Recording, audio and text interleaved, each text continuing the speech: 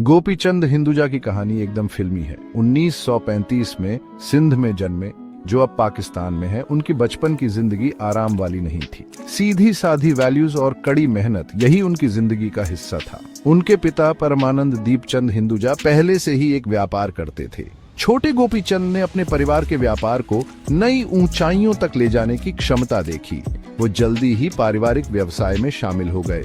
काम सीखना आसान नहीं था, मुश्किलें आईं, सेटबैक्स हुए, रिस्क्स भी लिए, लेकिन गोपीचंद हार मानने वालों में से नहीं थे।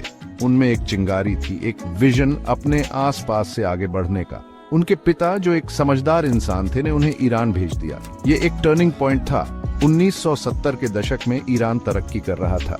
गोपीचंद ने वहां सिर्फ व्यापार के लिए नहीं, बल्कि कुछ बड़ा बनाने का पोटेंशियल देखा। वो हमेशा कहते थे, जहां दूसरे अपॉर्चुनिटी नहीं देखते, वहां देखो। ईरान हिंदुजा भाइयों के लिए एक लॉन्च पैड बन गया। गोपीचंद ने अपने भाइयों श्रीचंद, प्रकाश और अशोक के साथ मिलकर काम किया। उन्होंने व्यापार को बढ़ाया, कपड़ा और दूसरे सामानों जैसे नए क्षेत्रों में कदम रखा। ईरान में उनकी सफलता कोई तुक्का नहीं थी। ये मार्केट को समझने, सोच समझकर रिस्क्स लेने और लोगों का विश्वास जीतने का नतीजा था।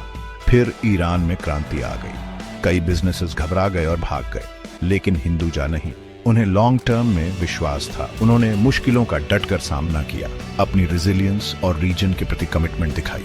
इससे उन्हें बहुत रिस्पेक्ट और गुडविल मिली, जो बाद में उनके काम आई। गोपीचंद हमेशा एडेप्टेबिलिटी पर जोर देते थे।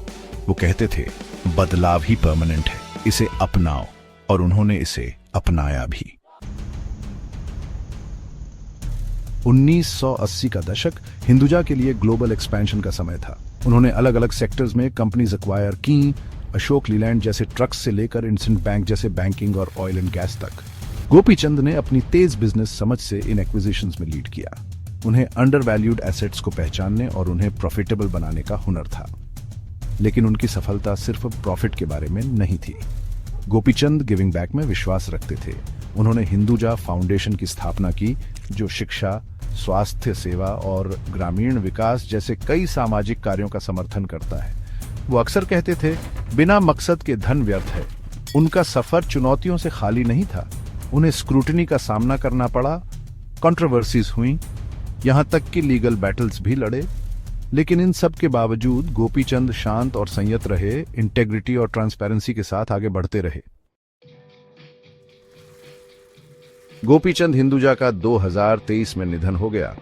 उन्होंने जो लेगेसी छोड़ी, वो उनके अरबों से कहीं आगे तक फैली हुई है।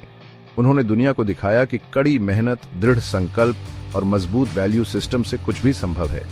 सिंध के एक छोटे से शहर से दुनिया के सबसे अमीर आदमियों में से एक बनने तक उनकी जीवन कहानी वाकई इंस्पायरिंग है। लेकिन सबसे जरूरी बात, उन्होंने हमें गिविंग बैक का महत्व सिखाया। उनके फिलैंथ्रोपिक काम आज भी दुनिया भर में लाखों लोगों की जिंदगी को छू रहे हैं। गोपीचंद हिंदुजा का सफर हमें याद दिलाता है कि असली सफलता सिर्फ धन से नहीं, बल्कि दुनिया पर हमारे पॉजिटिव इम्पैक्ट से मापी जाती है। वो सिर्फ एक बिजनेस टाइकून नहीं थे, वो एक बिल्डर थे, एक फिलैंथ्रोपिस्ट थे और सबसे बढ़कर एक सच्चे लीडर।